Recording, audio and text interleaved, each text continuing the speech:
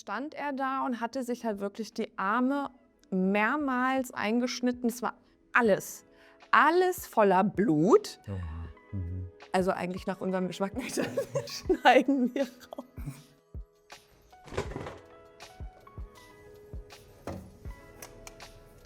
Hey, herzlich willkommen zu Joghurt und Reiswaffeln, deinem Podcast für die wirklich wichtigen Fragen im Leben. Was esse ich heute und warum hasse ich mich bloß so sehr? Lass es dir schmecken. Schön, dass du wieder da bist. Mein Name ist Felix und ich habe heute eine ganz besondere Podcast-Episode für dich. Und zwar mit meiner geliebten Wiebke zu Gast. Wenn du mich irgendwie kennst, wenn wir schon mal miteinander gesprochen haben, wenn du schon mal jemals auf meinem Social-Media-Kanal unterwegs warst, dann kennst du Wiebke. Wiebke ist meine beste Freundin, da passt kein Blatt dazwischen. Wenn ich jemals jemanden aus Versehen umbringen würde, dann würde ich Wiebke anrufen, weil ich genau weiß, sie würde die Leiche mit mir fortschaffen. Sie ist wahnsinnig witzig, also freu dich auf jede Menge Spaß in dieser Podcast-Episode. Wir werden viel zu lachen haben und ich würde sagen, rede ich gar nicht länger, gehen wir direkt rein in mein Gespräch mit Wiebke. We're back again. Ach so, und ich habe eben noch gar nicht aufgenommen. Oh nein! Das läuft ja heute. Schaut mal, wen ich da habe, the one and only. Wiebke Wenzel. Ich habe mich mega gefreut. Wenn man die schon mal hier hat, dann ist es einfach, dann musst du auch in den Podcast. Und da draußen alle, die sich Stand jetzt den Podcast anhören oder angucken, sind ja hauptsächlich noch Freunde und Bekannte. Mhm. Die kennen alle dich, weil ansonsten haben sie mir nie gefolgt. Oder mir nie zugehört. Aber es ist einfach immer wieder total schön, wenn du in den ICE von Hannover steigst und sagst, okay, ich bleib jetzt mal für ein paar Tage in Berlin. Ich freue mich da auch immer drauf. Das ist einfach Urlaub für die Seele, sage ich ja immer so gerne. Bei dir komme ich runter, komme ich an, komme wieder zu mir. Oh, das ist das beste Kompliment, was man kriegen kann. Und wir haben ja gestern im Zug schon gesagt, dass wir beide gestern so mit so richtig schlechter Laune aufgewacht sind. Und jetzt, was soll das für ein Tag werden? Und dann sieht man sich und auf einmal ist so, ich weiß gar nicht, warum ich gerade so schlechte Laune hatte. Ja, alles vergessen. Wirklich, mir ging's, bevor ich dich gesehen habe, ging es mir so schlecht. Ich hatte Magenschmerzen, Übelkeit, immer diese Schweißausbrüche. Und als ich dich gesehen habe, alles so wie weggepustet, dachte ich so, oh mein Gott. Ja, die Periode ist leider nicht Nee, die leider nicht. Die ist weiterhin da. Ja. Aber keine Schmerzen. Keine Schmerzen, das ist super. Also, vielleicht bist du die Medizin. Oh.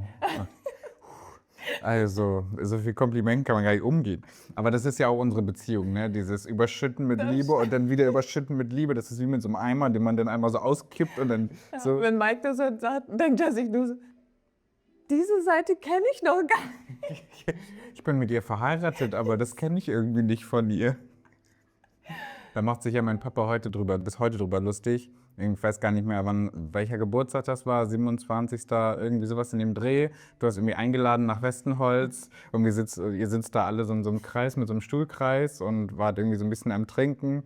Und dann bin ich mit Papa gekommen und du bist so aufgesprungen und hast gesagt, oh Felix, und bist mir so in die Arme gelaufen und Mike so, ich wünschte, die würde mich einmal so begrüßen. Was wünscht er sich wirklich? Ich habe ihn einmal damals, als wir noch nicht zusammen gewohnt haben, da kam, ich weiß gar nicht, wir haben uns lange nicht gesehen. Und da kam er überraschenderweise einfach mal vorbei. Und dann habe ich die Tür aufgerissen und habe mich richtig gefreut. Und da bin ich hier richtig, ich glaube, das war das einzige Mal, wo ich ihn wirklich in den Arm geschlossen habe und gedacht habe, endlich bist du wieder da. Oh. Ja. Ich meine, aber so schätze ich ihn ja auch, Fels. Also ich liebe ihn, aber bei uns ist halt einfach eine besondere Verbindung. Also uns verbindet einfach jahrelange Freundschaft. Wir haben so viel miteinander durchgemacht. Das kann niemand toppen. Also never ever. Das ist auch ganz süß. Ich war jetzt beim 60. Geburtstag meiner Mama und die war dann auch emotional, war glücklich, dass alle da waren an dem an ihrem Geburtstag so. Und dann war auch ihre beste Freundin Janette dabei. Und die sind irgendwie auch schon seit Kindheitstagen, also irgendwie seit Schulzeiten halt befreundet und haben jetzt auch schon ihr 50-jähriges Freundschaftsbestehen oder irgendwie sowas. Und dann war es nämlich auch, als sie dann so aufgestanden ist und so ein bisschen erzählt hat, ja, und ich bin auch so froh, dass meine liebe Freundin hier ist, schon so also meine Wiebke. Das fand ich sehr süß. Ja, ist auch schon 30 Jahre, weil wir sind ja quasi direkt mit der Geburt quasi. Raus und schon. Direkt zusammen, weiß ich nicht, in den gleichen Wäschetopf und zusammen aus dem Kindergarten ausgebrochen, alles dabei. Oh ja, alles durchgemacht. Oh Mann, können wir ein paar Anekdoten heute erzählen? Ich würde auch sagen, dass ein paar Sachen hauen wir heute noch raus. Aber zuerst wollte ich dich einmal fragen, weil jetzt bist du gerade von Arbeit gekommen. Ich bin gespannt, auf was wir heute bei dir auf der Suche sind. Auch gespannt. Es ist auf der Suche nach der Suche. Aber ich hatte mit Nadine, wir haben so ein bisschen rausgefunden, dass man man kann auch einen sehr anderen Werdegang haben. Also man kann auch so ein bisschen aus den Konventionen ausbrechen. Man kann mal rechts, mal links gucken. Also der berufliche Werdegang oder allgemein das Leben, das muss nicht so klassisch, ich mache jetzt das und dann mache ich für den Rest meines Lebens. Und da bist du ja wirklich auch prädestiniert für Leute, die zuhören, dass die auch sehen, okay, auch die hat einen sehr spannenden, sehr vielfältigen Weg hinter sich. Und ich dachte, vielleicht fängst du einmal an, was du heute gemacht hast. Und dann arbeiten wir uns mal so die Schritte zurück. Okay, also heute war bei uns an der Hochschule, wo ich arbeite, als Studienberatung, ein ganz großer Termin. Und zwar war das die institutionelle Akkreditierung, weil wir jetzt ja haben. Und Das ist schon offiziell, das dürfen wir schon sagen. Ist offiziell, dürfen wir sagen. Nein, durfte sie nicht. Ist halt wirklich so ein ganz großes Thema bei uns gewesen jetzt. Und ja, da hat die Hochschule eingeladen, dabei zu sein, jeder, der möchte. Und dann dachte ich, es ist ja auch eine super Chance, mich mal wieder zu zeigen, weil ich ja sonst nur von zu Hause aus, also aus Hannover, arbeite. Und ja, ich habe viele Gesichter, bekannte Gesichter wieder gesehen, aber auch neue. Und es war sehr schön. Also war wirklich sehr, sehr schön, auch wie herzlich ich wieder direkt aufgenommen wurde da. Schön. Also das ist wirklich der Wahnsinn. Die sind alle so lieb. Da hat begrüßt und hat dann gesagt, ah, du hier, ich habe ja gar nicht mit dir gerechnet. Ja, bevor ich erkannt wurde, wurde ich auch verwechselt. Also die haben halt einfach grundsätzlich gar nicht mit mir gerechnet. Deswegen haben sie erst gedacht, ich wäre wer anders. Und ja, aber nein, es ist die wahre Wiebke Benson. Hat sich mal aus dem Haus getraut. Ja, also. Aber ich hatte auch eine Mütze und meine Kapuze. Deswegen, also ich kann es keinem verübeln, mich verwechselt zu haben mit irgendwem, weil ich meine, so sah jeder Zweite aus oder jede Zweite.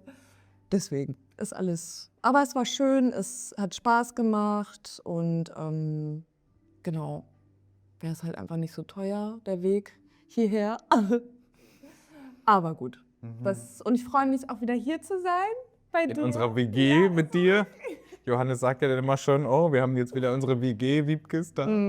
Also das ist auch immer schön. Auch vor allem, dass ihr sagt so, du kannst hier jederzeit herkommen. Also selbst wenn wir nicht da sind, dann dachte ich so, was? Ja, why not? Du kriegst es zwar mit den Lichtern und Nebeln nicht hin. Bleib ja einfach im Dunkeln. Aber hey, du kannst jederzeit reinkommen.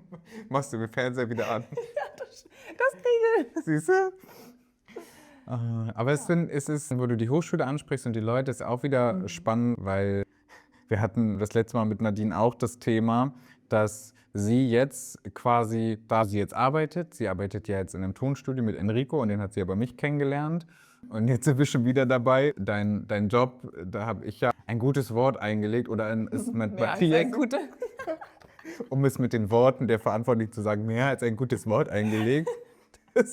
Okay, ja, ich war vielleicht etwas aufdringlich. Oh, ich bin dir so dankbar. Okay. Aber es ist so schön. Wie lange ist das jetzt her? Wie lange bist du jetzt schon da? 2 Jahre. 2 Jahre jetzt, ne? Ja, Wahnsinn. Also, Also es ist wirklich, wie die Zeit verfliegt.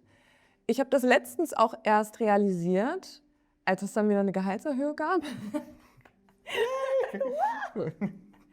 Ja, und da dachte ich mir so, 2 Jahre jetzt schon. Also einfach manchmal ein bisschen beängstigend, wie schnell die Zeit vergeht, aber auch schön. Also ich habe mich da schnell eingelebt auch und mit den Aufgaben auch recht schnell zurechtgefunden.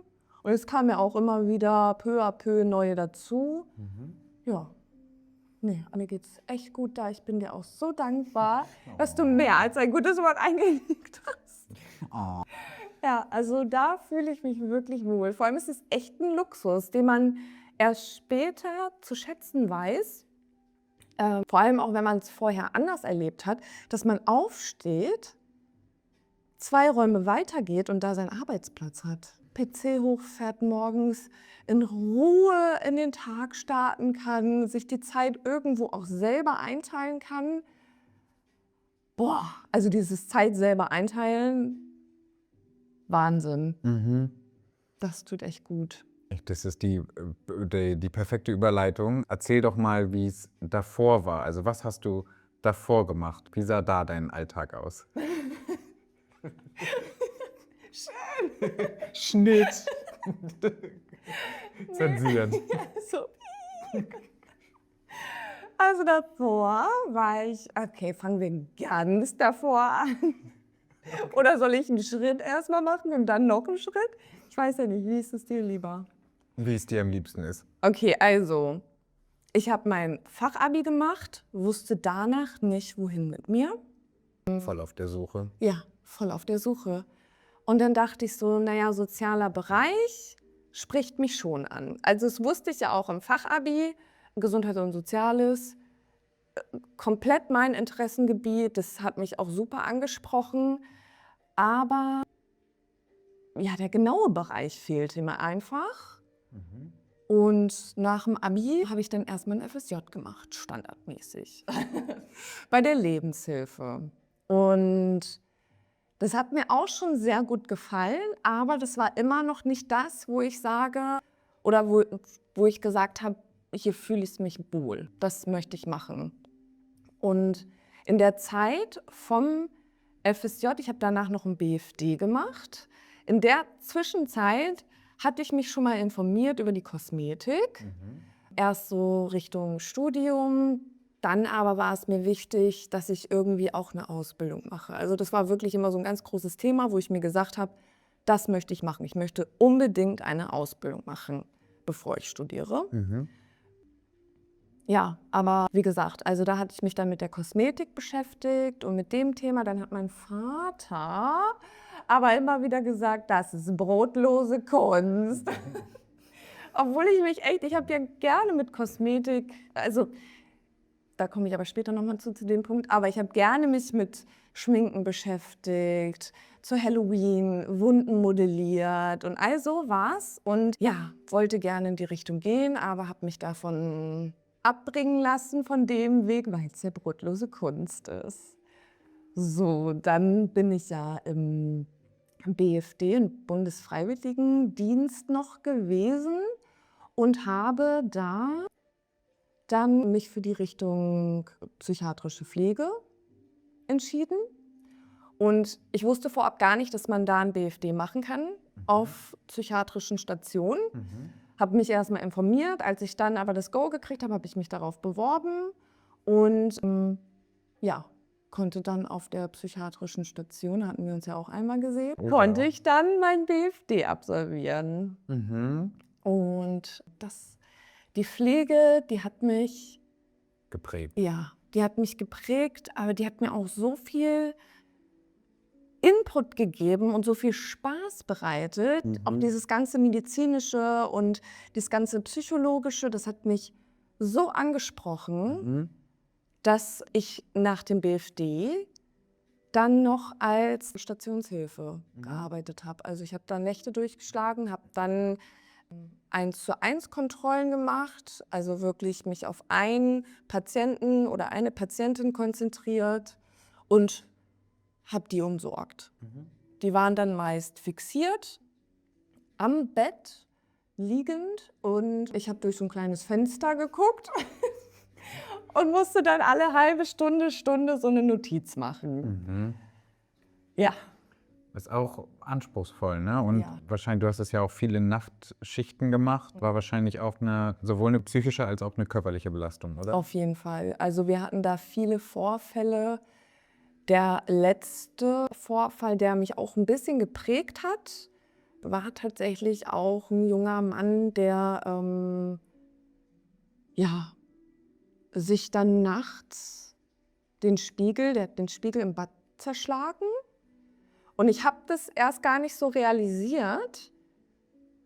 Ich habe nur das Geräusch gehört und dachte, okay, da ist jetzt gerade was passiert.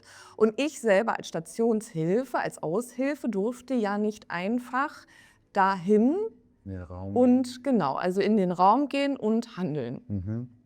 Und dann habe ich mir eine Schwester geschnappt und dann sind wir rein. Und da war die Badezimmertür auch abgeschlossen, wenn ich mich richtig erinnere.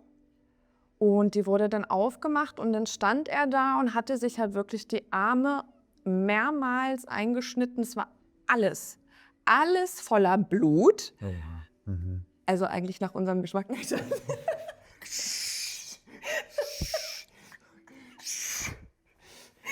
Also schneiden wir raus.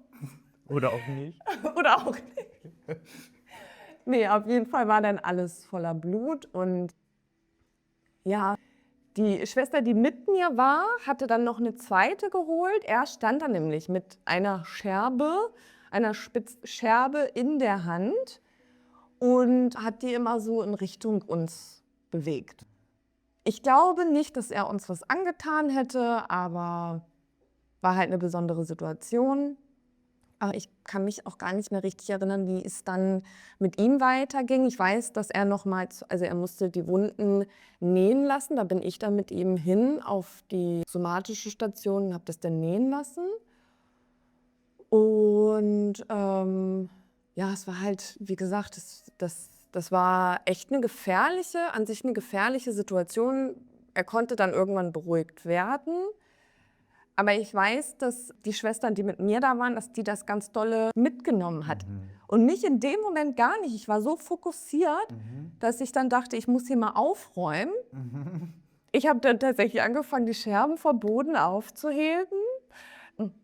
Habe das Blut angefangen wegzuwischen, bis dann die psychiatrische Ärztin kam und zu mir dann gesagt hat, wollen Sie sich nicht auch erst mal hinsetzen? Und als ich dann saß, habe ich es dann auch realisiert, dass das schon ganz schön krass war, dass das gefährlich war. Ja, aber vorher, wie gesagt, gar nicht. Ja. Und da gab es halt mehrere so eine Situationen, die schon grenzwertig waren. Es hat mir, wie gesagt, die Pflege da oder die Arbeit auf der Station hat mir super Spaß gemacht. Und auch, dass jener Tag halt nicht gleich war. Aber so eine Situation im Nachhinein, wenn man das so Revue passieren lässt, ist es schon krass. Ja, ich glaube auch, dass man dafür dann eine gewisse Persönlichkeit braucht, um damit umgehen zu können. Also es ist ja für den Job auch von Vorteil, dass einen sowas nicht komplett aus der Bahn wirft. Also wenn ihr zum Beispiel eine Person ist, die gar kein Blut sehen kann oder eben, ich sag mal, die Stressreaktion, die das Ganze hervorruft, dann so schlimm ist, dass du selber gar nicht mehr handeln kannst, ist natürlich schwierig. Ne? Also von daher spricht ja für dich und diesen Job, dass du sagst, nee, du konntest das eigentlich in dem Moment richtig fokussiert handeln, weil viele erstarren ja dann auch vor Angst. So, Ja. Ne? Nee, das stimmt. Also da war ich wirklich eher darauf fokussiert, die Scherben wegzuräumen, alles, was spitz ist, aus dem Weg zu räumen. Jetzt muss ich rülpsen. Aber das war wirklich, also wie gesagt, das war eine mit der krassesten Situationen da, die ich bei der 1:1-Kontrolle erlebt habe. Eine war noch krasser, muss ich sagen. Die ist mir jetzt gerade so beim Erzählen eingefallen. Die war tatsächlich noch krasser. Da hatte ich einen jungen Familienvater, der war Flüchtling. Der hat ganz viel miterlebt. Der hat auch immer so ganz grässliche Bilder auf seinem Handy gezeigt, wo ich dann immer dachte, löschen Sie die doch, das tut Ihnen doch nicht gut. Also wirklich ganz schlimm. Und den hatte ich dann die eine Nacht auch zur 1:1 Kontrolle oder Betreuung. Und wir hatten da auf der Station auch einen Raucherraum und der wollte dann öfter mal eine rauchen gehen und das war auch okay. Er ist hin, ist dann nach ein paar Minuten wieder zurück. Und der Raum wird ganz oft, da wird einfach das Licht dann ausgemacht, weil das so grell war, das hat dann wirklich die Seele aus dem Körper geleuchtet. Und das konnte ich dann verstehen, so dachte ich mir, okay, ne, dann lass es aus, ich kann ja durchs kleine Fenster schauen. Und bei dem Mal, da war er dann schon ein bisschen länger weg. Und ich dachte, ich guck mal, das ist ja meine Aufgabe. Dann bin ich dran vorbeigegangen, habe da reingeguckt, dachte, okay, der steht am Fenster, bin dann wieder zurück. Und irgendwann kam so ein ganz komisches Gefühl auf. Da habe ich gedacht, irgendwas stimmt da nicht. Und da bin ich noch mal hin und er stand halt genau so, wie er vor 3 Minuten oder 2 Minuten noch stand. Oha. Und es war nichts. So, er bewegte sich aber auch nicht. Und ich habe da wirklich vielleicht eine halbe Minute gestanden, vielleicht sogar noch ein bisschen mehr oder weniger, ich weiß es nicht mehr. Und dann habe ich die Tür aufgemacht, habe reingeschaut und dann hat er sich tatsächlich an seinem Gürtel, hat den Gürtel um den Hals gewickelt und hat sich an seinem Gürtel ans Fenster gehängt. Oh, krass. Ja. Und er war schon ganz blau angelaufen. Wow. Ja.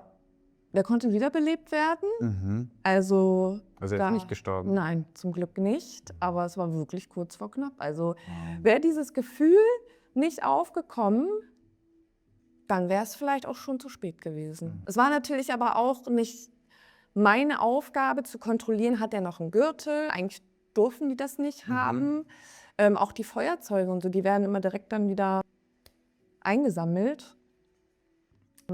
Deswegen hatte ich mit sowas eigentlich innerlich gar nicht gerechnet, weil ich mir dann denke, der wird keinen haben. Wenn er ankommt, wird alles kontrolliert. Ja. Aber dem war nicht so.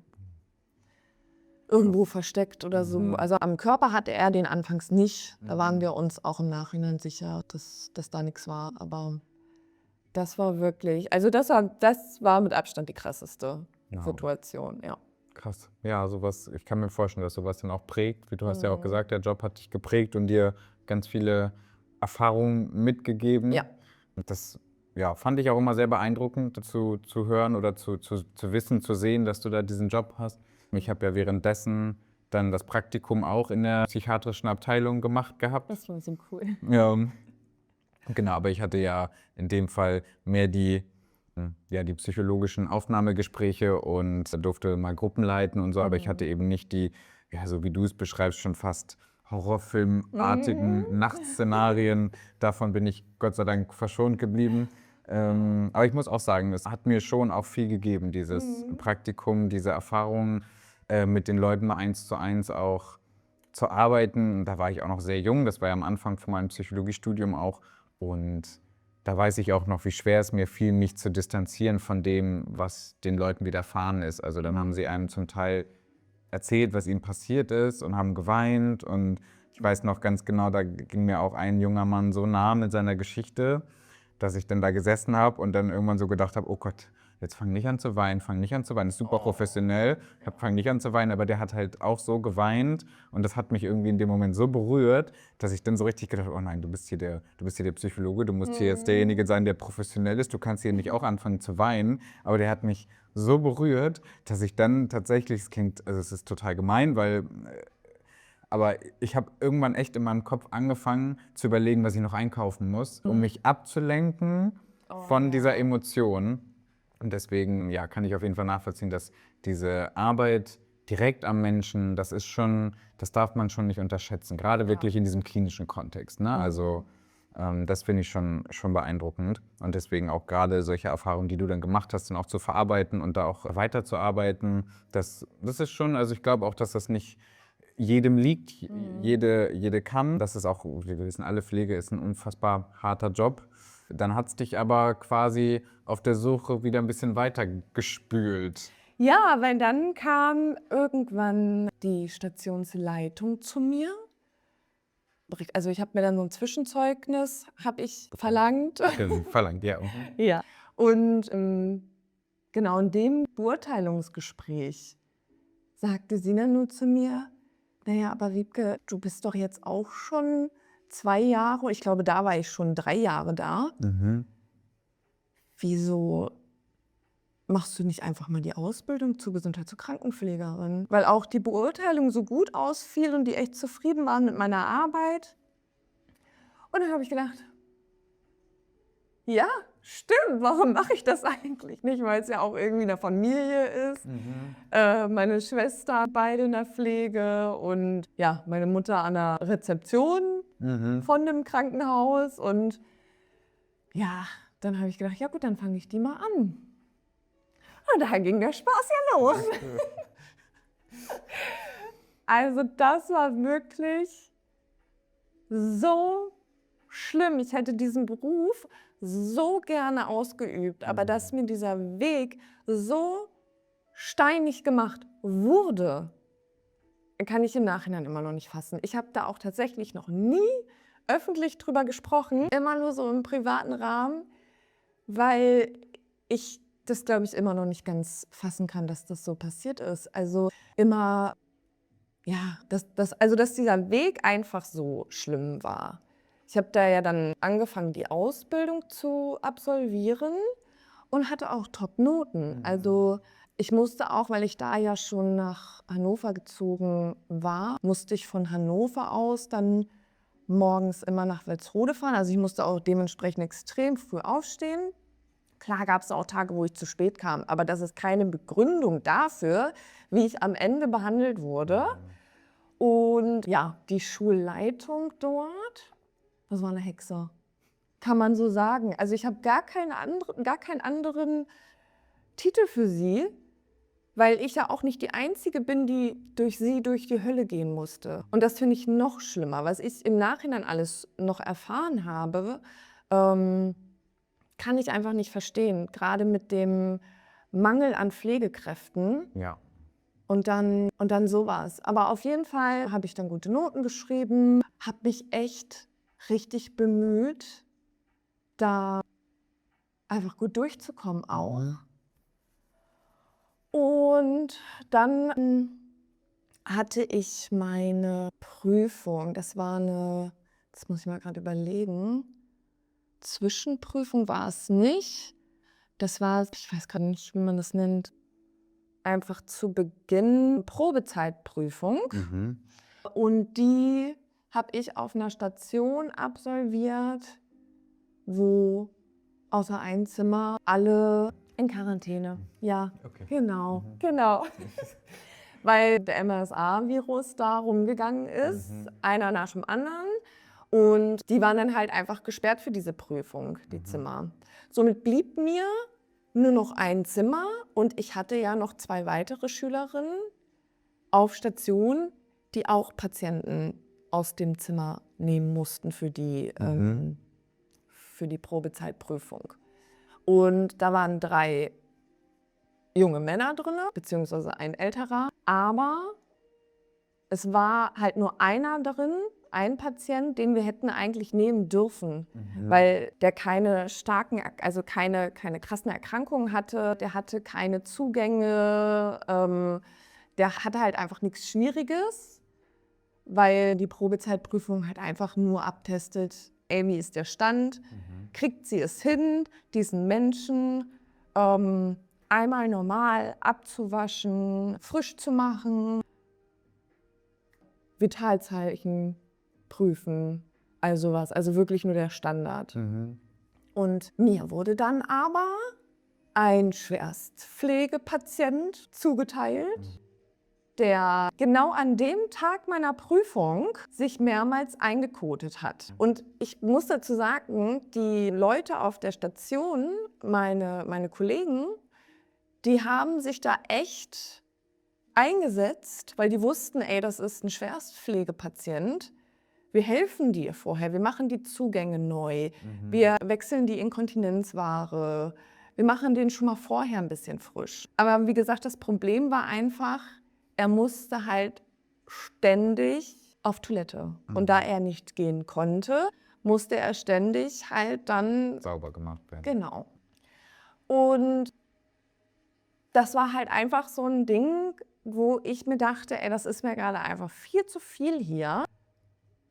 Ja, und dann habe ich halt das eine Mal vergessen, ihn komplett zuzudecken und bin dann aber hin und habe die Inkontinenzware weggebracht, alles, was sich da bei mir dann zwischendurch noch die Decke auf den Boden gefallen ist. Und der Boden ist ja schwarz. Das heißt, ich musste die Bettwäsche nochmal neu beziehen. Es kam dann noch oben drauf, allem. Oh Gott. Es war so schrecklich, aber ich habe wirklich mein Allerbestes getan, um da gut abzuschneiden.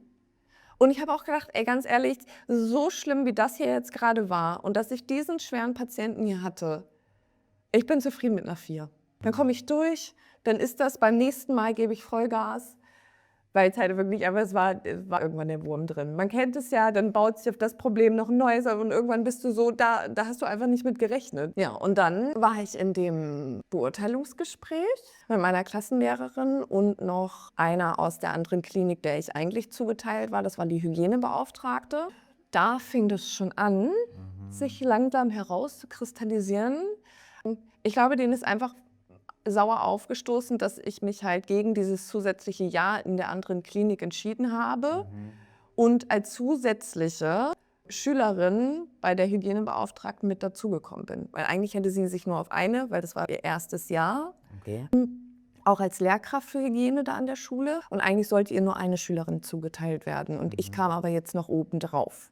Okay, und deine Theorie ist quasi, dass sie das nicht wollte. Ja. Und dann hat man versucht, da gehst du wahrscheinlich jetzt drauf ein, Genau. einen anderen Platz für dich zu finden, der nicht da ist. Genau, ja. Und das war dann ein ganz tolles Gespräch, weil mir dann noch so Sachen vorgeworfen wurden wie unmenschliches Verhalten. Und ja, also es war einfach, die waren einfach empört, wie schlecht ich die Pflege durchgeführt habe. Und wie menschenunwürdig ich gehandelt habe. Das war wirklich, dieser Begriff hat sich eingebrannt in meinem Hirn, weil ich da saß, ich war fassungslos, weil ich wusste, es lief nicht blendend. Ja, klar. Aber menschenunwürdig ist ja nun wirklich... also bitte, das war wirklich, und dann sagen die das und geben mir aber eine 4. Und dann saß ich da und habe die auch echt angeguckt und habe gedacht, also wenn ich menschenunwürdig handle, dann kann man mir doch keine 4 geben. Dann gibt man mir die schlechteste Note. Also, weil die haben wirklich nur schlechte Sachen erzählt, runtergerattert. Und am Ende hieß es dann eine 4. Ich habe damals ich habe ja dann später mir noch einen Anwalt dazugeholt, weil das ja wirklich, also da kann er dann noch, dass ich dann nach dieser Prüfung, zu der Schulleitung noch ins Büro gerufen wurde. Und die hat ja, wie gesagt, Haare auf den Zähnen. Und in dem Gespräch, ich kriege gar nicht mehr alles zusammen, aber ich weiß auf jeden Fall, dass sie mich dann auch noch mal ein bisschen runtergemacht hat. Und zu dem Zeitpunkt hatte ich mir ja, wie gesagt, auch noch einen Anwalt dazugeholt. Und das hatte ich ihr blöderweise erzählt. Also, warum blöderweise, aber ich habe es ihr halt einfach erzählt so. Und da guckte sie schon so abwertend, so ein Anwalt. Naja, wenn sie meinen, wurde ich da halt rausgeekelt. Ich kriege auch aktuell gar nicht mehr die komplette Geschichte zusammen. Aber es war nur noch schrecklich ab dem Moment. Ich erinnere mich noch super gut daran, wie du mich mal aus dem Auto angerufen hast, als es dann quasi wirklich so am Ende war und dann noch dann die Bedingungen wurden ja nur noch grauenvoll und man hat dir dann quasi nur noch Steine in den Weg gelegt. Und es ist wirklich schade. Also gerade wenn man eben überlegt, dass es dir Spaß gemacht hat, dass du darin gut warst. Und dass wir den Bedarf haben, ist es so schade, dass man dann, ich sag mal, eine gute Fachkraft am Ende vergrault. Dazwischen kam ja dann noch das Kündigungsgespräch in der Klinik, was mir dann noch mehr aufgezeigt hat, dass das nicht das Richtige ist für mich. Da saßen 5 Leute mir gegenüber, 5, in dem Bereich wichtige Personen, hohe Positionen, mir gegenüber. Und haben noch mal ein bisschen auf mir rumgehackt. Alleine. Ich saß ganz alleine da, diesen 5 Gesichtern gegenüber und jeder so hat so nochmal einen Spruch mir reingedrückt, um mir dann am Ende zu sagen, naja, wir kündigen Sie. Also beziehungsweise im beidseitigen Einvernehmen Kündigung und dann bin ich raus. Und dann ich bin zusammengebrochen tatsächlich, ich bin dann noch hinter die Rezeption, weil da ja meine Mama arbeitet. Und die hat mich dann auch getröstet. Und dann kam noch mal die Schulleitung an den Tresen und hat noch einen auf Mitleid gemacht. Also bis heute habe ich mir Kann gedacht, ich mich gut erinnern. Oh ja. ey, ich war so sauer. Da ist wirklich von Traurigkeit auf einmal umgeschwungen in Wut, weil ich mir dachte, was fällt dir ein, dich jetzt hier hinzustellen, einen auf Mitleid zu machen, einen auf Gutmensch, mir vorher 1000 Sachen in diesen privaten Räumlichkeiten an den Kopf werfen und dann da stehen und sagen, also so können Sie ja nicht fahren, ich kann Sie auch mitnehmen, ich kann Sie auch nach Hause bringen, das ist kein Problem. Nein, ich werde mich hier jetzt beruhigen und dann fahre ich selber nach Hause und alles ist gut. Ja. Ja, aber das ist auch, ja, um ihr eigenes Gewissen zu beruhigen. Und dann nochmal, oh Gott, ja, die Arme, jetzt weint sie. Dann gehe ich nochmal hin und beruhige mein schlechtes Gewissen, wo man sich dann denkt, nee, also das kannst du dir jetzt auch getrost sparen. So. Hier muss ich nochmal ganz kurz Stopp machen. Ich finde das immer noch so schwer zu begreifen, wie man in einem Job, wo doch der Fachkräftemangel so groß ist, überall zu hören, zu lesen, zu sehen ist, am Ende dann doch eine junge, motivierte Frau, die den Job in der Pflege so geliebt hat, am Ende so vergrault hat. Also das will in meinen Kopf nicht so richtig rein, wie dann offensichtlich so persönliche Empfindlichkeiten am Ende dazu geführt haben, dass ja, Wiebke jetzt nicht mehr in der Pflege. Ich weiß nicht, hast du schon mal ähnliche Erfahrungen gemacht, dass du ja, in einem Unternehmen warst oder in einem Team, wo du auf einmal ja, dich so ungerecht behandelt gefühlt hast, weil man merkt Wiebke ja schon auch an, dass sie das sehr beschäftigt hat, sehr belastet hat auch. Aber es hat sie nicht aufhalten lassen. Sie ist ihren eigenen Weg weitergegangen und hat sich dann den Traum von der Kosmetik erfüllt, wie sie uns jetzt erzählen wird. Oh, Wahnsinn. Ja, und dann habe ich das Thema abgeschlossen, Pflege abgehakt für mich und habe mich wieder auf das Thema Kosmetik konzentriert. Ich habe mir in dem Alter, also Jahre später, jetzt, hatte ich mir dann gedacht, ich bin jetzt alt genug, ich lasse mir da nicht reinreden. Ich werde mich jetzt auf verschiedene Stellen bewerben und werde die Ausbildung zur Kosmetikerin machen. Das habe ich dann auch. Und ich war auch sehr zufrieden. Also Da konntest du dir ja damals dann auch Sachen anrechnen lassen von der Pflegeausbildung. genau das. Und ich konnte auch den Abschluss der Fachhochschulreife anrechnen. Ja. Lassen, genau. Und dann konnte ich um ein Jahr verkürzen, habe dann im zweiten Jahr angefangen und habe dann halt nach 2 Jahren meinen Abschluss als staatlich anerkannte Kosmetikerin als Beste Niedersachsens. Gehört?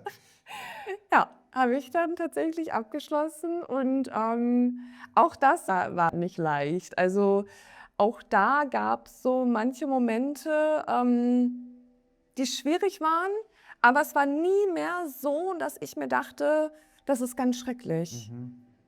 Also weil mir einfach das Ausüben, diese Kosmetik, das hat mir einfach Spaß gemacht.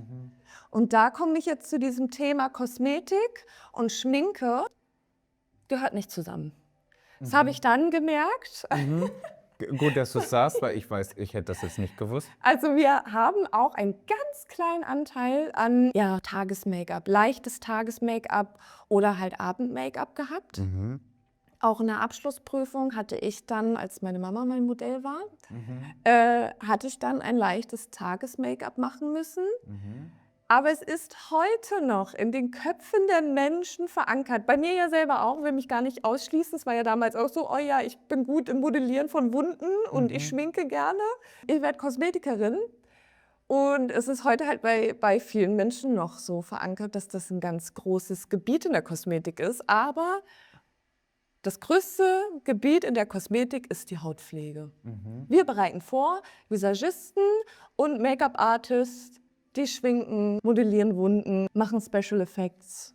Ja. Spannend, ja. Ich hätte es jetzt auch nicht gewusst. Ich habe jetzt auch immer gedacht, Kosmetik versteht man sofort auch. Make-up und weiß nicht, wie mache ich den perfekten Lidstrich, keine Ahnung. Aber hätte ich jetzt auch tatsächlich nicht gewusst. Und dann hast du da ja wirklich auch wieder viel Medizinisches gehabt. Du hast ja eben gesagt, dass dir das bei der Pflege auch so gut gefallen hat, so Ja. dieses Medizinische.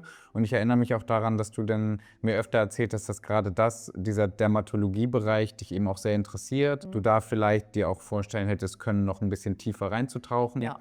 Aber was würdest du sagen, ich meine, als Niedersachsens Beste, was würdest du sagen, sind so salopp, was dir gerade so einfällt, die 3 wichtigsten Punkte, die du jedem für die Hautpflege mitgeben möchtest, was einfach Menschen nicht wissen, was du immer wieder hattest, jeden Tag bei deiner Arbeit? Und der erste Punkt ist tatsächlich das Aufbauen von Pflege, weil ganz viele sich eine Creme ins Gesicht, ich wollte gerade sagen schmieren, aber das ist auch ein Punkt. Meine Chefin hat immer gesagt, wir schmieren nichts ins Gesicht. Das hat sich auch eingebracht. Ich habe es mir gemerkt. Nein, also dass die Cremes auftragen und danach Seren auftragen. Aber ganz wichtig ist, immer mit dem Flüssigsten zuerst zu beginnen. Flüssig und dann, umso dicker sie werden, das Dickste kommt halt zum Schluss dann auf die Haut. Was denn theoretisch auch Make-up wäre. Genau, Ja. ja. Also da ist wirklich das ist ganz wichtig. Und was sich noch eingebrannt hat bei mir, das war ein Wow-Effekt für mich selber auch, es gibt halt auch trockene Fetthaut. Kannst du das irgendwie mal erklären? Ja, also das ist Haut, die ist eigentlich trocken und fettet einfach, weil zu wenig Feuchtigkeit da ist. Fettet die ganz extrem nach. Und dann denken viele im ersten Moment, gehen sie rüber, gucken auf ihren Finger, der glänzt wie eine Speckschwarte, das Gesicht glänzt wie eine Speckschwarte und die sagen sich, ich habe fettige Haut.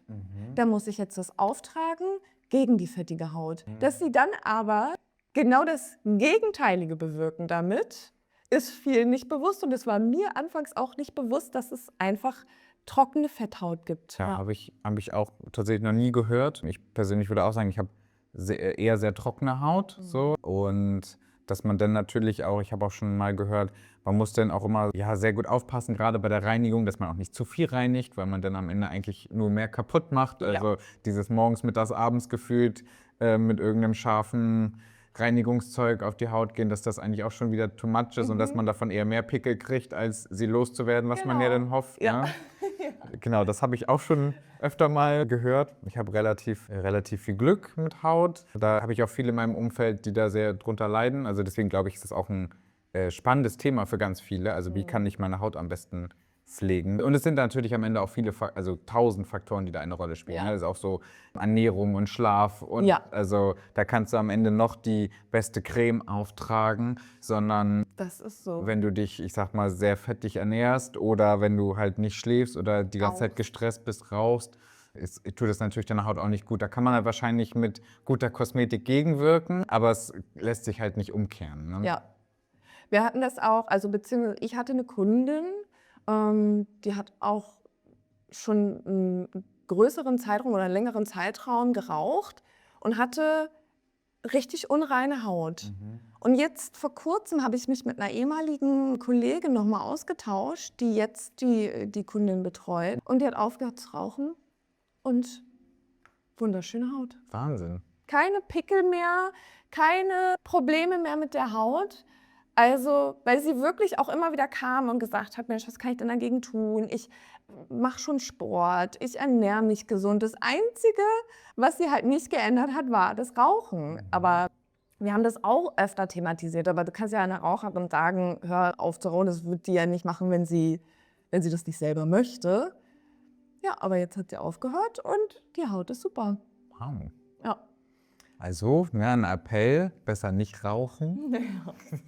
Was aber auch noch ein Riesenpunkt war, was ich noch sagen kann, ist, was mir gerade so eingefallen ist, dass man ganz oft, wenn wir ausgereinigt haben, wir haben da auch die Nase ausgereinigt und ganz viele stören sich ja so sehr an dem Talg an der Nase und sagen, also wenn Talg an der Oberfläche oxidiert, wird er dunkel.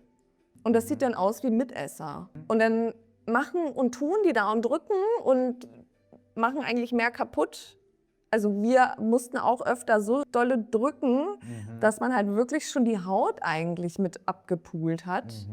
Es war denen aber so wichtig, wo man sich immer denkt, das hat jeder, wir alle. Und das kommt auch immer wieder. Das sind keine Mitesser, das ist einfach nur Talg, der oxidiert. Wenn du große Poren hast, hast du dementsprechend mehr Talg drin und natürlich dann auch dementsprechend größere schwarze Punkte, die da sind. Wenn sie einen stören, dann kann man mit fetthaltiger Creme arbeiten. Zieht das dann den Teig raus oder was macht das? Nee, tatsächlich verhindert es einfach nur, dass der Teig oxidiert. Ach so, Ja. okay, und dann entstehen nicht diese schwarzen Punkte. Genau. Auch spannend. Und dann nicht mit scharfem Gesichtswasser auf die Nase gehen. Nee. Ah. Ja. Da siehst du, und da in der Werbung sieht man dann Garnier hautklar, schwarze Punkte, ordentlich schrubben, so, ne? Ja. Das ist spannend. Wenn man sich jetzt irgendwie Produkte kaufen wollen würde, gut, muss ja nicht immer teuer sein. Hast du da Empfehlungen, wenn man jetzt zum Beispiel sich eine Hautcreme kaufen würde, worauf man da achten kann? Weil ich sag mal, es steht ja vielfach Chinesisch am Ende hinten drauf.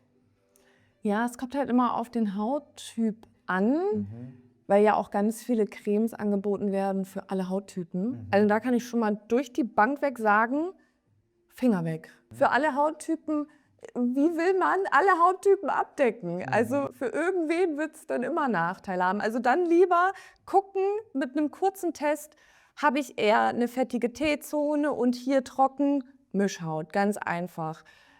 Habe ich feinporige Haut, die halt so ein bisschen trocken wirkt, trockene Haut. Habe ich komplett überall fettige Haut, Unreinheiten, raue Haut, wenn man mal so rübergeht mit den Fingern, fettige Haut. Klar, dann gibt es halt noch diesen Unterschied mit trockener Fetthaut. Aber wenn man da so grob einfach mal schauen möchte, macht man das. Man kann auch gucken selber, einfach mit einem Stäbchen irgendwas scharfen, beziehungsweise nichts scharfen, sondern irgendwas spitzen, was halt natürlich nicht in die Haut schneiden. Das muss man sagen. Sonst haben wir wieder das Blutbad aus der Pflege. Einfach nur mal so Xe auf der Stirn und vor allem hier. Und dann kann man es beobachten. Wird es weiß, sieht man, okay, das geht eher in Richtung extrem empfindliche Haut, Neigung zu Neurodermitis. Ach so. Rot, wenn das Kreuz rot ist, empfindliche Haut. Wenn das aber ganz schnell weg ist wieder und nichts ist, unempfindliche Haut. Und danach kann man dann gehen. Aber so an sich, ich kaufe ja auch nicht super teuer ein. Also damals, als ich wirklich noch in der Kosmetik gearbeitet habe, habe ich gern deren Produkte genommen, weil ich da ja auch einen Rabatt darauf gekriegt habe. Aber da habe ich zum Beispiel gerne so Reinigungsschaum genommen, weil der ist wirklich ganz zart, ganz leicht auf der Haut gewesen.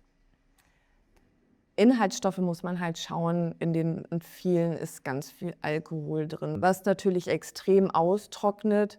Unempfindliche Haut Kann das dann wieder gut ab? kann das gut ab. Aber hast du wirklich empfindliche Haut, wo du schon von einem Fettstift, sage ich mal, einen Ausschlag kriegst, das gibt es ja auch, dann musst du immer schauen, dass da nicht gleich an erster Stelle, zweiter Stelle oder dritter Stelle Alkohol steht. Parfüm. Ich zum Beispiel. Oh, da bin ich auch ganz schlimm. Oh, kann ich nicht ab, auch wenn ich mit Parfüm hier so auf die Brust sprühe oder hier irgendwie in den Haaransatz, ich krieg direkt Pickel. Und wenn in Produkten Parfüm ist, krieg ich Pickel.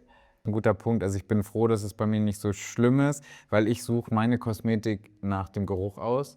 Und natürlich, wenn es gut riecht, bedeutet, dass da Parfüm drin ist. Ja.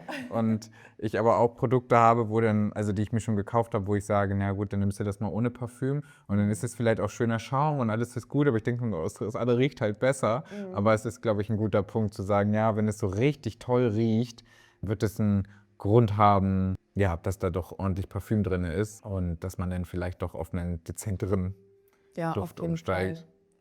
Also Ampullen zum Beispiel. Ampullen für die Haut ist immer gut. Also da kann man auch gerne mal zu Retinol-Ampullen greifen. Da gibt es verschiedene, da gibt es von Barbour, Retinol, die sind natürlich nochmal ein bisschen teurer. Ja, Johannes nutzt ja. Barbour. Das ist natürlich teuer. Heißt nicht immer gleich gut, aber wenn man sagt, ey, das ist es mir jetzt wert, ich möchte es mal ausprobieren, dann holt man sich die von Barbour. Man kann sich die aber auch von Dr. Grandl holen. Das ist auch eine Marke, mit der wir damals gearbeitet haben in der Kosmetik. Die habe ich super vertragen. Und Retinol hilft halt also erstmal Anti-Aging-Wirkung und bei der Hauterneuerung unterstützt das halt, weil alle 4 Wochen ja deine Haut sich einmal erneuert und dabei unterstützt es nochmal extrem, dass halt nicht durch alte Hautschüppchen zum Beispiel deine Teigdrüsen, deine Poren verstopfen, die sich dann halt so leicht also die einfach noch so leicht auf der Haut sind. Und wenn man weiß, ich bin empfindlich, dann nimmt man am besten chemische Peelings. Also nicht irgendwelche, auch nicht zu krasse. Aber da gibt es ja eine Riesenauswahl. Acetylsäure, das gibt es noch.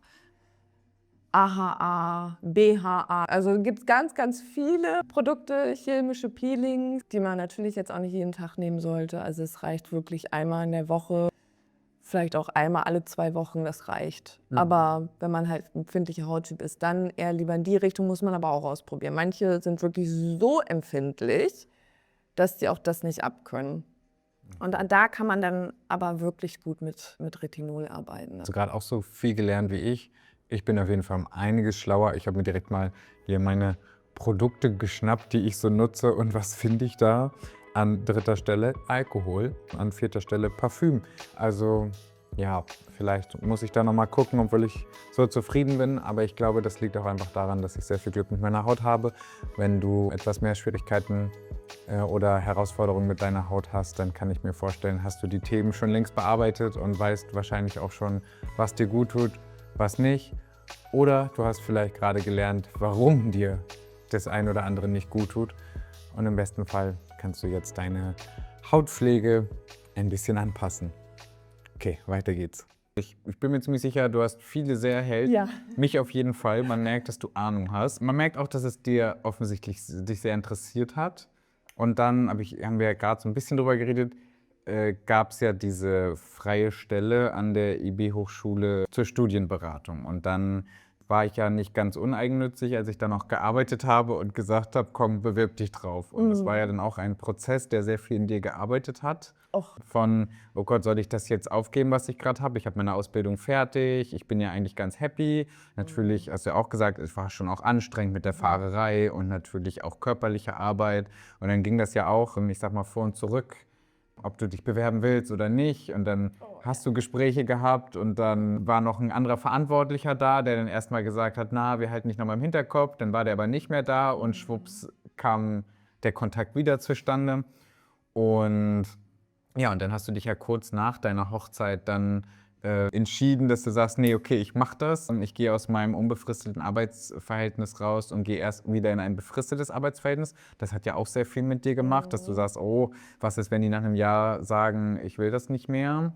Was ja jetzt sich Gott sei Dank herausgestellt hat, du hast ja mittlerweile schon unbefristeten bekommen, also nach guter, toller Arbeit. Was ich wusste, ich habe ja gesagt, dass das auf jeden Fall was für dich ist, aber wie würdest du jetzt nach so ein bisschen Rückblick oder wie würdest du da noch so raufschauen, wenn du nochmal so zurückblickst? Weil das hat dir ja von der Kosmetik schon gefallen, vom Thema.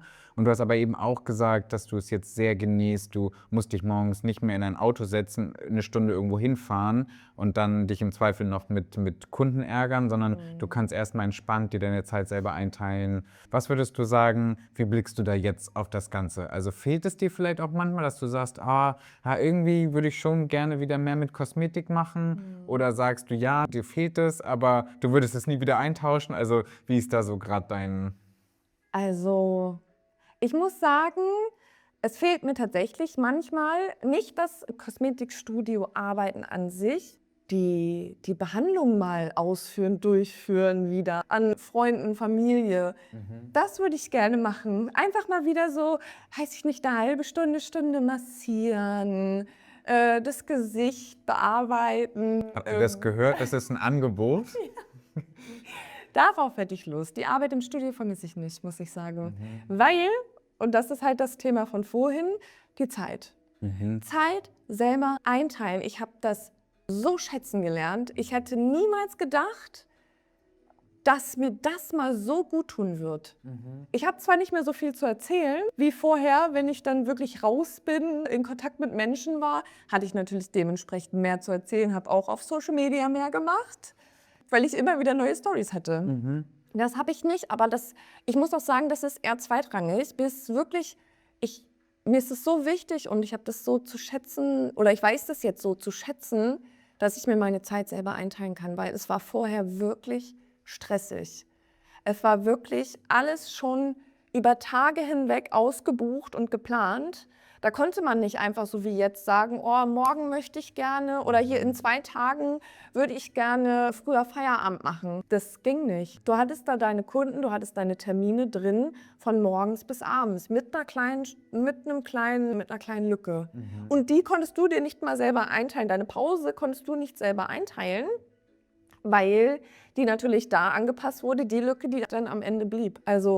Und manchmal wurde da sogar noch ein Termin reingekloppt, wo ich mir heute denke, dass ich das mitgemacht habe. Ich weiß nicht, wie ich das geschafft habe.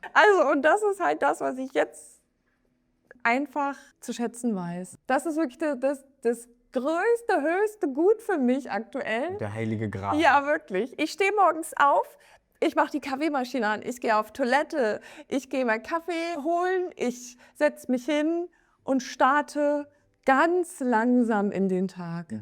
Erstmal gucken, was ist im Postfach los, welche E-Mails bearbeite ich jetzt mal, weiß ich nicht, hat irgendwer auf die Mailbox gesprochen, also das ist was ganz anderes jetzt. Und du hast ja auch eine sehr, sehr, sehr liebe Vorgesetzte. Ja. Die ist auch so toll, also wirklich Gold wert, diese Frau.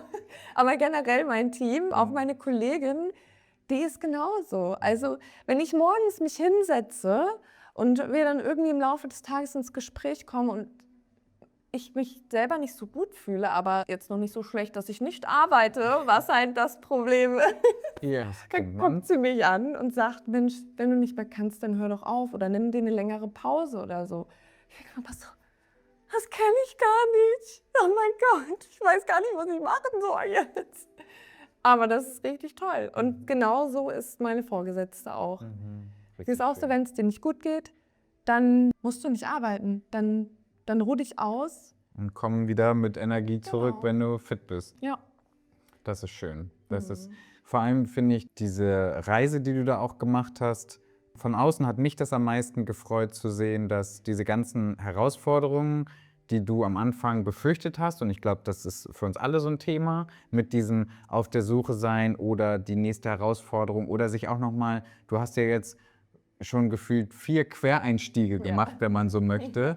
Und da war mir auch ganz viele Angst zu sagen, oh, jetzt habe ich 2, 3 Jahre das gemacht, habe mir Expertise aufgebaut, habe vielleicht auch ein Resümee und sage jetzt, ich mache jetzt was ganz anderes.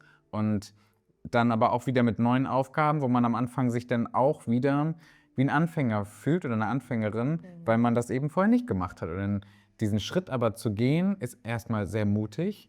Und dann aber auch zu merken, ich weiß noch, wie du gesagt hast, oh, ich habe doch noch nie mit einem irgendwie, weiß ich nicht, mit einem CSM gearbeitet oder so. Was ist das überhaupt? Und ich weiß gar nicht, ob ich das kann und die ganzen Studiengänge verstehen und ich habe doch noch gar keine Ahnung, ich habe das selber gar nicht studiert und so. Und dann aber zu merken, hey, aber jetzt hast du die Ahnung von den Studiengängen und jetzt kennst du dich überhaupt mit Lead-Generierung aus und mit auch Zügen Marketing und so, was du dann halt auch wieder dir neu beigebracht hast. Und das ist doch bestimmt auch ein schönes Erfolgserlebnis, immer wieder zu merken, bei jeder beruflichen Station, bei der du warst, hast du dich da reingearbeitet.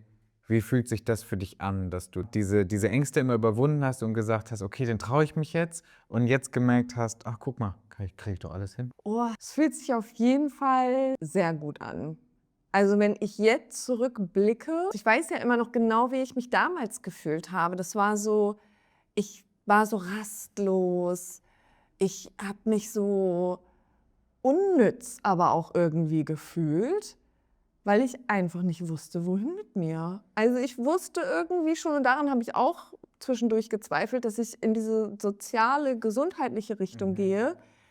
Aber wie gesagt, da habe ich auch zwischendurch einfach dran gezweifelt, weil ich nie richtig wusste, was ich möchte. Und ohne dich, muss man jetzt wirklich sagen, wäre ich niemals in den Vertrieb gegangen. Ich habe immer Ausschreibungen gesehen. Erstmal wusste ich ja oder dachte ich, naja, ohne Vorkenntnisse, ohne irgendwelche Tätigkeiten vorher im Vertrieb, werde ich da gar nicht eine Chance haben zu überleben, werde ich da vielleicht auch gar nicht reinkommen. Also das ist ja der erste Schritt. Und dass das dann so geklappt hat und ich mich da so wohlfühle und so aufgehe auch in der Arbeit, das kann ich wirklich dir verdanken. Nur dir. Du hast dich doch so eingesetzt für mich. Das ist einfach Wahnsinn. Also bin ich dir wirklich überaus dankbar. Den Weg wäre ich ohne dich nicht gegangen. Also du hast ja auch wirklich nicht nur bei der Hochschule Überzeugungsarbeit geleistet, sondern auch bei mir. Also ich habe ja zwischendurch wirklich gedacht, das kann ich nicht machen. Ich habe eine Festanstellung. Ich bin zwar jetzt nicht super glücklich und der Verdienst ist unterirdisch, aber ich habe eine Festanstellung. Das war ja so groß für mich. Das war so, ich bin doch hier sicher. Das war mein sicherer Hafen. Ich kann doch nicht einfach in eine unsichere Zukunft.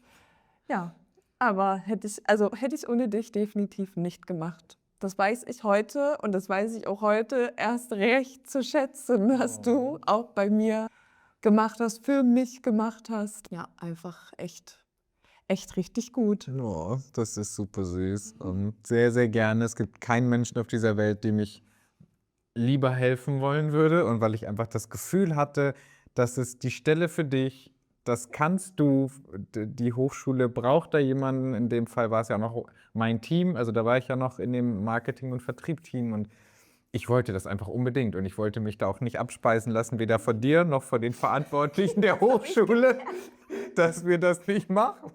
Weil ja, da war ich auch natürlich auch nicht ganz uneigennützig. Aber es war, ich hatte einfach dieses Gefühl, das passt perfekt. Und dann zu sehen, dass du da drinnen so aufgehst und dann auch die Kollegen so viel Positives von dir erzählen und auch immer, wenn ich jetzt noch Kontakt mit den alten Kollegen mal habe, dass dann auch deine Vorgesetzte mir dann mal schreibt, ach, die ist so toll. Und das finde ich einfach wahnsinnig schön. Und das ist, wie du es gerade schon wieder gesagt hast, man geht so einen Weg und man ist irgendwie so rastlos und auf einmal sagst du, nee, jetzt bin ich irgendwie angekommen. Und besonders spannend, wenn du dein Fachabi im Gesundheit und Soziales gemacht hast und du wolltest in diesen Bereich und hast schon dran gezweifelt und jetzt arbeitest du für eine Hochschule, die im Namen hat für Gesundheit und Soziales.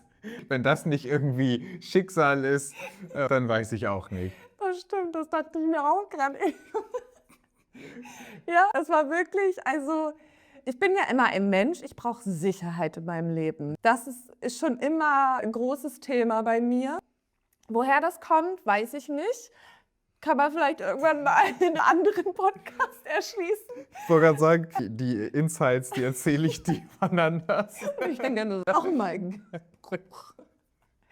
Nee, aber das war schon immer ein großes Thema. Und dass ich dann dank dir diesen Weg gegangen bin und auch jetzt so glücklich bin. Ich habe wirklich damals gedacht, was machst du hier eigentlich? Also warum machst du das? Zwischenzeitlich habe ich echt an diesem Weg gezweifelt. Aber ich dachte mir, wenn ich jetzt nichts verändere, dann habe ich keine Chance, mal voranzukommen. Weil ich wusste ja in der Kosmetik, klar, meine Chefin, die hat sich wirklich bemüht, mich da weiterzubilden und hat für mich Fortbildungen bezahlt und so weiter. Also sie wollte für mich jetzt auch den Ausbilderschein bezahlen, weil sie wollte, dass ich irgendwann mal bei denen ausbilde, also dann die Schülerin ausbilde. Dass nicht mehr sie das macht, sondern du. Genau. Und dass ich die dann anleite, genau. Und da hatte ich ja auch gerade mit angefangen. Also es war ja auch so ein Ding. Dann diese ganzen Geschenke, Geldgeschenke nach der Hochzeit und alles, es spielte ja alles so in meinem Kopf, das fuhr Karussell in meinem Kopf. Immer wieder dachte ich, oh, ich kann das doch nicht machen. Und auch das ist auch wieder schon so ein bisschen People-Pleaser-mäßig gewesen. Also ich dachte, oh, ich kriege jetzt Geschenke von denen. Ich habe ja dann auch Geldgeschenke gekriegt, nicht gerade wenig. Und dann dachte ich, ja, so. Und dann dachte ich kann doch jetzt nicht einfach sagen, tschüss, ich habe was Neues. ihr seht mich nie wieder. Und ich habe mich ja auch noch mit der Tochter der Chefin so gut verstanden. Und ich dachte so, oh, was mache ich hier? Dann dieses Ungewisse. Das war wirklich ein Riesenschritt, was für manche, wo manch anderer denkt, so, ist doch nichts Besonderes. Das war für mich ganz groß. Und ja, jetzt hat sich noch eine Tür geöffnet. Das, was ich vorher ausgeblendet habe, was ich ja damit jetzt als die Grundlage geschaffen habe, durch die Arbeit im Vertrieb, dass sich jetzt noch eine Tür in Richtung Vertrieb geöffnet hat. Also ich kann jetzt meinen Lebenslauf nicht nur in dem Bereich, im gesundheitlichen Bereich aufbauen, sondern halt jetzt auch, steht da Vertriebsmitarbeiterin, Studienberatung. Also da ist jetzt, ist alles noch breit gefächerter, sage ich mal, dass ich dann sagen kann, ey, wenn es mir da nicht gefällt, dann gehe ich woanders in den Vertrieb. Und Vertrieb gibt es überall, brauchst du überall. Ja, und das ist so, das gibt mir jetzt wieder die Sicherheit. Und natürlich die Festanstellung. Da habe ich die ganze Zeit echt gezittert. Ich dachte so, oh, bitte gib mir doch einfach diese Festanstellung. Ja. Ah, voll schön. Ja, wir können noch den ganzen Abend Ja, quatschen. wirklich. Also jetzt bin ich gerade auch wieder im Flow. Heiß gelaufen. Ja, wie die Kamera. Die Kamera ist auch heiß gelaufen.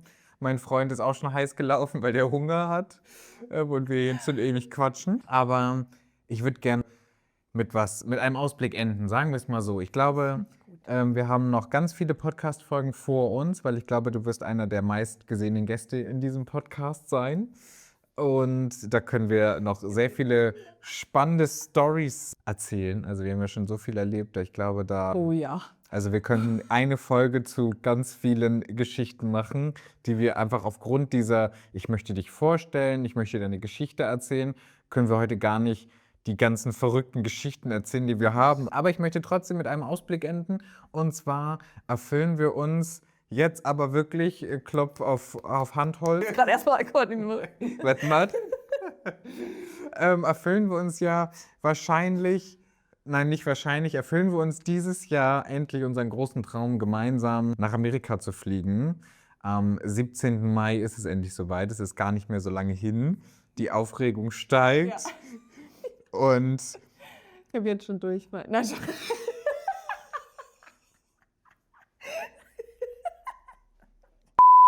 allein wenn ich es mir anhöre, muss ich schon wieder lachen. Was Wiebke damit sagen möchte, ist, dass wir diesen einen großen Traum haben, zusammen einmal nach Amerika zu kommen, um die größten und besten Freizeitparks der Welt zu rocken. Ich war ja schon so glücklich und privilegiert, dass ich das alles schon mal erleben durfte. Sie noch nicht, und wir haben es schon zweimal versucht, wie wir gleich hören werden. Richtig traumatisch für uns beide, und deswegen beten wir zu Gott und freuen uns schon so, so sehr darauf, dass es dieses Jahr endlich klappen wird.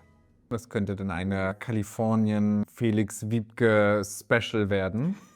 Und dann wirklich special. vielleicht nennen wir die Podcast-Episode, können wir dann auch wieder auf der Suche nennen, und dann, weiß ich nicht, auf der Suche nach dem nächsten Warm-Bett. Oder nach, weiß ich nicht, nach dem Parkplatz oder nach unserem Hotelzimmer. Irgendwas, wir werden da sehr viel suchen, glaube ich. Ja, das glaube ich auch. Das wird traumhaft. Ja, gib mir noch einen kurzen Ausblick in dein Seelenheil, Amerika. Ui, da kommt ein großes an. Ich weiß gar nicht, wann hat das angefangen? 2016, 17? Unser erster Versuch. 15. Nee, war. Warte mal, jetzt. Der erste Versuch war 2016. Ja, okay, 2016, stimmt. Und dann haben wir es 2018 nochmal versucht. Ja. Oder 2017, nee, 2017, direkt ein Jahr später. Ach so, ja. Dann, also 2016, erster Versuch. Wir fliegen nach Amsterdam. Bremen nach Amsterdam haben wir es geschafft. Genau, Bremen nach Amsterdam. Und vorm Check-in fällt mir auf, meine Gürteltasche ist weg. Mein Perso, mein Pass, mein Geld, alles weg. Und ich weiß doch genau dein Gesicht. Erstmal hast du gesagt, guck noch mal erstmal überall. Weil ich wirklich so, erst war ich noch ganz ruhig. Ich dachte so, irgendwo muss das ja sein. Das kann ja nicht weg sein. Oh Gott, und wir haben da noch rumgetrödelt. Ich weiß noch, wir hatten ganz viel Zeit. Und wir haben noch da so ein bisschen rumtingelt, sind wir da. Und irgendwann so, oh ja, jetzt kommen wir ja so langsam schon mal zum Check-in. Flugzeugen und Durch diese internationale Kontrolle. genau. Ja, und als wir uns da angestellt haben, ist mir das aufgefallen. Und dann war das ein Hin und Her. Ich glaube, das hätte man gut untermalen können mit diesem Stimmt. Oh ja. Wir sind zum was sind wir? Lost and Found. Erstmal sind wir zurück zum Flugzeug Stimmt. und haben das Flugzeug noch aufgehalten, was schon wieder zurück wollte und haben gesagt, doch, da ist die Tasche drin, da ist auf jeden Fall die Tasche drin, bitte, bitte, bitte. Und dann haben die schon alles, da war ja schon gar kein Tunnel mehr dran zum Einsteigen, sondern ist ja noch die Flugbegleiterin raus zum Flugzeug und hat dann da gesagt, ja, guck mal nach. Und dann haben sie das dann da oben nochmal nachgeguckt und dann standen wir da, ja, bitte, bitte, bitte, bitte, bitte. Und dann war es ja leider nicht mehr da. Aber wir haben auf jeden Fall den Abflug des Flugzeugs nochmal um eine halbe Stunde verzögert. Ja, das haben wir geschafft. Check. Sind Sie sich ganz sicher? Ja. Oh, wirklich? Dann sind wir zu Lost and Found, haben da gefragt, dann haben wir eine Durchsage machen lassen. Zur Polizei sind Zur wir. Polizei. Wir haben wirklich regelmäßig alles wieder abgecheckt. Also wirklich immer wieder sind wir Runden gelaufen gefühlt. Und dann kam regelmäßig auch wieder eine Durchsage. Und am Ende war es aber so, dass ich nicht mitfliegen konnte. Ich musste dann nach Bremen zurück und ich habe dann erstmal eine geraucht. Ich hatte aufgehört zu rauchen und habe dann wieder angefangen, weil da war ich lost, auf der Suche nach meiner Tasche. Oh, yes. Oh, wirklich. Und dann stand ich da in diesem Raucherkabuff, habe geheult, alleine. Also es standen Leute da, aber ich stand alleine in der Ecke, rauchend, habe geheult, alle guckten mich an. Und ihr musstet dann, also du und dein damaliger Kumpel, Ex-Freund? Also Ex-Freund. damals schon Ex-Freund, das war ja auch so eine stimmt. tolle Geschichte. Denn Stimmt. also wir haben das gebucht, da war ich noch mit ihm zusammen, aber eigentlich, er war ja super lieb, aber eigentlich wollte ich ihn ja da schon nicht dabei haben, sondern mit dir fliegen und dann waren wir aber zu dem Zeitpunkt nicht mehr zusammen, als wir dann fliegen wollten. Und dann bin ich quasi mit meinem Ex-Freund, mit dem ich eigentlich nicht in den Urlaub fliegen wollte, in den Urlaub geflogen, während die beste Freundin, mit der ich unbedingt dahin wollte, nicht mit konnte. Das war auch aber sehr schön, ähnlich wie du, habe ich dann in Amsterdam geheult und weiß auch noch, dass mich dann der für die internationale Kontrolle dann auch mehrfach gefragt hat, sind Sie sicher, dass Sie in ein Flugzeug steigen wollen? Und ich, ja, so. Und also, sie sehen nicht so aus, als wenn sie in ein Flugzeug steigen sollten. Und jetzt lassen sie mich in dieses scheiß Flugzeug. So. Und dann war dieser Flug eigentlich, also der war die absolute Hölle, weil ich die ganze Zeit nur geheult habe. Mir tat dann mein damaliger Ex-Freund auch irgendwann fast leid, weil der irgendwie auch viel Geld ausgegeben und möchte einen schönen Urlaub haben. Und ich denke mir einfach nur, das Leben ist so grauenvoll. Ja, und dann weiß ich aber auch noch, dass wir krasse Turbulenzen vor Orlando hatten und es mega Gewitter und es hat so gewackelt und ich war so fest davon überzeugt, ah ja, deswegen ist Wiebke zurückgeblieben, Ja. weil ich jetzt hier sterbe. Also das war Story 1. Ja. Und dann haben wir es ein Jahr später nochmal versucht. Genau. Tasche in Genua aufgefunden, an mich zurückgeschickt, zur Polizei wieder, weil vorher ja als gestohlen gemeldet, dann wieder aus dem System rauslöschen lassen. Dachte ich.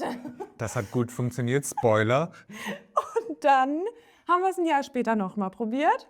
Mit deinem Vater zusammen wollten wir nochmal, also beziehungsweise ich wollte das erste Mal, du wolltest dann nochmal, nach Amerika, nach Florida. Ja, Abend vorher noch gecheckt, geguckt, erster Antrag ist durch, grünes Licht, hin da. Und dann waren wir da am Checkpoint und dann sagt mir auf einmal die Dame oder uns, nee, ist nicht, Fräulein. Das war der schlimmste Moment meines Ich dachte Lebens. wirklich, ihr wollt mich doch, ist das hier versteckte Kamera? Sie hat gesagt, nee, der erste Antrag wurde heute Morgen abgelehnt. Weil wir dann noch gesagt haben, aber gestern Abend oder in der Nacht abgelehnt. Weil wir noch dachten, das war doch gestern Nacht, wir haben doch geguckt extra. Ausgedruckt. Ja, ausgedruckt. Ja, nee, ich durfte nicht, weil die gute Polizei, wirklich, also sind ja, ne, toll, machen tolle Arbeit, Genau, wir aber sind in keine dem Polizei. Moment, genau, war es halt nicht so prickelnd für uns. Die haben meine als gestohlen gemeldeten Papiere national, aber nicht international aus dem System genommen. Die haben, ja, das ist irgendwie untergegangen. Ich weiß nicht, was da passiert ist. Die haben es auf jeden Fall nicht international rausgenommen. Ein Jahr lang bin ich also mit international gestohlen gemeldeten Papieren unterwegs gewesen und Homeland Security hat daraufhin dann gecheckt, nee, hier möchte jemand mit als gestohlen gemeldete Papiere reisen, ist nicht. Abgelehnt. Das war super. Und dann, ja. Dann sind wir kurzerhand, haben alle unsere Sachen gepackt und haben noch mehr Geld in die Tonne gekloppt und wir sind dann zum nächsten Last-Minute-Schalter gegangen und haben einfach gesagt, wir fliegen jetzt irgendwo anders hin, drauf geschissen, irgendwo, wo wir keinen Reisepass für brauchen. Sind kurzerhand in die Türkei und haben uns eigentlich 6 Tage besoffen. Ja. Das Fest ist ganz gut zusammen. So, ne, die traumatisches Erlebnis haben wir so verarbeitet. Da haben wir dann auch Magnus kennengelernt, aber das erzählen wir mal ein anderes Mal. Und da habe ich auch ein ganz tolles Passfoto schießen lassen. Kannst dich daran erinnern? Oh, das ist super. Dieses Passfoto ist wunderschön. Jetzt mal rein.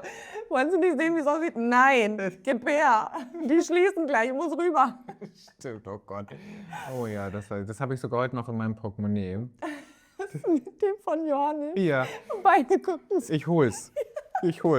Bespaß mal. Das ist echt der Oberknüller. Ich hatte eine Oma vor mir und diese Oma hat so unfassbar lange für ihre Bilder gebraucht. Ich habe gedacht, das gibt's doch nicht. Jetzt mach hin. Ich hab's eilig. Ich muss rüber, die schließen gleich. Weil ich das Passfoto für meinen neuen Reisepass brauchte. Ja, und die stand da, nee, das sieht nie gut aus. Nee. Und ich so, oh, ich will doch einfach nur ein Foto. Darf ich bitte? Oh, also das war wirklich echt heftig. Und das Foto sieht dementsprechend auch wundervoll aus. Also mir ist die Begeisterung ins Gesicht geschrieben. Diese Liebe. Das ist so krass. Da stecken 2 Jahre Frustration und die absolute Traurigkeit und das Wiederanfangen des Rauchens. Also ganz, ganz schlimm. Aber trage ich jeden Tag in meinem Portemonnaie. Als Erinnerung an die schlechten Zeiten. Als mahnendes Beispiel. Das hört sich besser an. Ach, du kannst aber so gut formulieren. Ja, und jetzt probieren wir es ein 3. Mal. Nein, wir probieren es nicht, wir schaffen es. Genau, alle guten Dinge sind 3. So ist es nämlich. Das ist ein international festgeschriebenes Gesetz. 8 Jahre später sagen wir... Oh mein Gott, sind wir... Das ist crazy, oder? 8 Jahre später sagen wir, okay, diesmal geht es ja dann auch nach Los Angeles und San Diego. Haben wir gesagt, na gut, wenn Orlando dich nicht haben will, dann versuchen wir es halt auf der anderen Seite nochmal. Und was meinst du, was erwartet uns da? Boah, ganz viel Spaß. Also das ist sowieso bei uns, egal wann, wo wir aufeinandertreffen, wir haben immer Spaß. Immer. Egal wo, egal wie, egal wann. Irgendwas kommt auch immer. Mindestens ein Lachflash. Oh ja. Mindestens. Schöne Erinnerung auf jeden Fall. Und ich glaube, wir werden auch extrem nass, wenn wir da... Es hört sich jetzt so falsch an. Oh Gott. Stimmt, weil keiner die Referenz versteht, gerade außer mir. Also Wiebke meint nicht den Regen. Wiebke meint auch nicht, dass wir irgendwie feuchtnass werden. Obwohl es ist ja mein JGA, also who knows? Also alles ist drin. Oh mein Gott.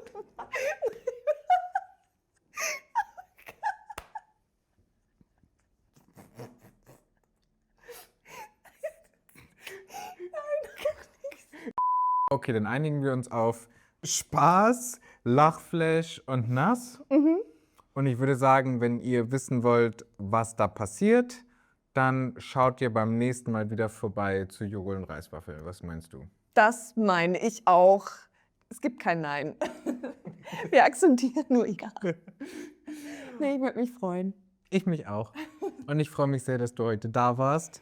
Ich mich auch. Ich finde das immer super, super schön. Das bleibt nicht die letzte Podcast-Folge. Und damit sage ich vielen, vielen Dank, dass es dich gibt. Oh, danke schön. Danke, dass es dich gibt. Oh. Bis zum nächsten Mal. Tschüss. Wow.